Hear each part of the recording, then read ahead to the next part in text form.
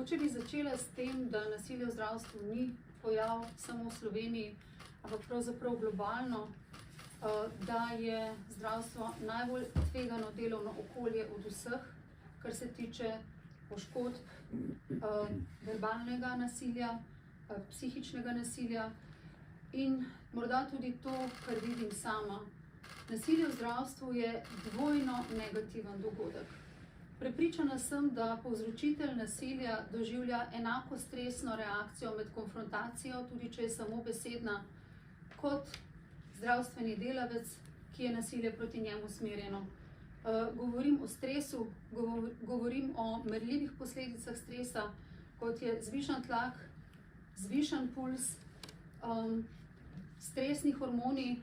Vse to smo videli na celjskem primeru, kjer je medicinska sestra, ki je bila v verbalni konfrontaciji s povzročiteljem nasilja, trpela pravzaprav blago telesno poškodbo, vendar je zaradi teh stresnih posledic kasneje doživela srčni infarkt. Ne samo omenim, srčni infarkt ni bolezen, ki je v vsakem primeru ozdravljiva. Smrtnost se giblje okoli 30%.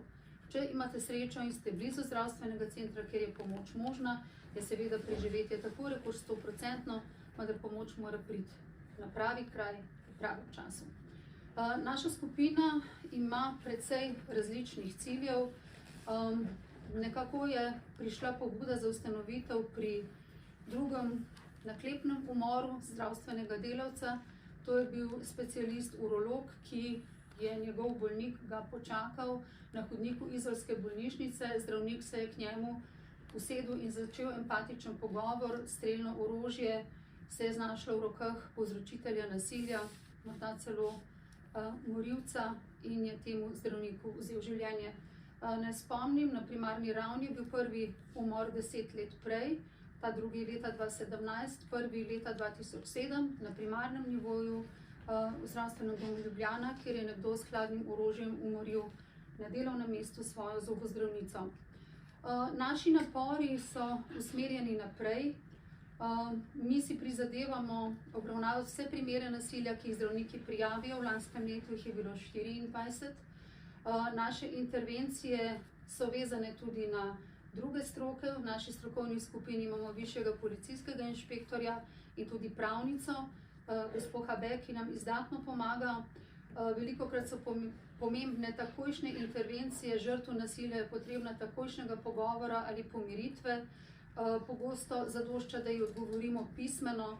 Ogromno imam stikov s takimi ljudmi in vem, kakšne posledice nasilje pušča. Torej, še enkrat, nasilje v zdravstvu ni za nikogar pozitivno. Niti za povzročitelja, niti za tistega, proti kateremu je usmerjeno.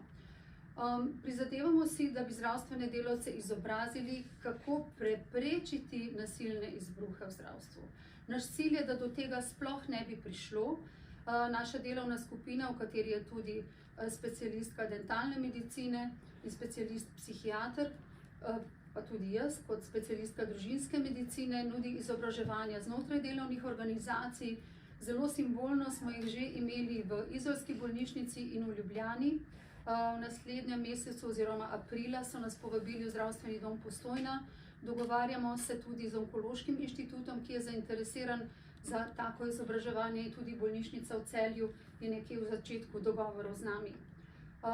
Za nasilje na delovnem mestu je vedno odgovoren delodajalec, govorim za vsa okolja, tudi za zdravstveno, vendar se zavedamo, da pomoč velikokrat pride prepozno, zato so naši napori usmerjeni k temu, da svoje sodelavce, svoje kolege izobrazimo na način, kjer bodo imeli nek varnostni načrt znotraj najožjega tima. Dostop policijskih uslužbencev je v Sloveniji izjemno kratek in zahvala jim za to, vendar 3 minute je včasih v primeru davljanja že dovolj, da nekdo izgubi življenje. V lanskem letu smo prejeli 24 prijav strani zdravnikov iz cele Slovenije. Zagotovo je to samo vrh ledene gore, to vem iz osebnih izkušenj, ker se mi kolegi velikokrat približajo in želijo govoriti z menoj o tem, pa ne bi želeli, da se to prijavi. Razlog je ta, da seveda velikokrat obtožujemo sami sebe, morda pa res nismo bili dovolj prijazni, v čakalnici je bil slab zrak, oseba ni imela stola, mogoče so predolgo čakali, morda smo bili ta dan že preutrujeni, pa vendarle tako obračunavanje, kakršnim smo priča v zadnjem času, je čezmerno glede na to, kaj jih povzroči. Seveda se zavedamo, ljudje, ki stopajo v zdravstveni sistem, so žalostni, prestrašeni, v stiski, morda že nejevoljni zaradi drugih okoliščin. Za ta poklic smo se odločili zavestno in to nam ne povzroča nikakršne težave. Vendar nas reakcije takega tipa, kot so bile nedavno v celjski bolnišnici, resnično zaskrbijo. Poleg tega, da obravnavamo primere nasilja, lanskem letu samo povem, vse od grožnje s strelnim orožjem v ambulanti družinske medicine do groženj zdravnici pediatrinji, da ne bodo vaši otroci ostali brez matere, citiram, vse podatke imamo shranjene, ali pa za svojega otroka tudi ubijam, vsi podatki so shranjeni, pa do tega, da je šlo za blatenje na javnem omrežju, sovražni govor, tudi fizično pljuvanje in manjše telesne poškodbe. Še enkrat povem, zavedamo se, da je to verjetno vrh ledene gore. Drugi del naših prizadevanj je usmerjen v spremembo zakonodaje, kar je predsednica ravnokar povedala. Mislim, da ste vsi dobili povzetke, zelo na kratko bi povedala, da ne bom predolga. Zakon o pacientovih pravicah v dosedanjem izreku narekuje dostojno obnašanje samo pacientom v odnosu do zdravstvenih delavcev. Raziskava, ki smo jo izvedli 2018, anonimna raziskava je pokazala, da so v Sloveniji povzročitelji nasilja v 50% pacienti, v 50% pa njihovi spremljevalci. Zato smo naslovili na zakonodajne organe prošnjo, da se v zakon doda tudi spoštljiv odnos spremljevalcev in dostojno obnašanje do zdravstvenega osebja in ne samo bolnikov. Druga sprememba je ta, da zakon o pacientovih pravicah dodatno obvezuje delodajalca, da mora poskrbeti za varnostni načrt in varno okolje. V številnih delovnih organizacijah imajo to možnost, to je recimo tako zvani rdeči gumb, s katerim skrivoma lahko pokličete pomoč, ali pa dvojni izhod, kjer lahko skozi druga vrata se umaknete in ne da morate mimo pacienta pobegati, če se bojite za svojo varnost ali svoje življenje.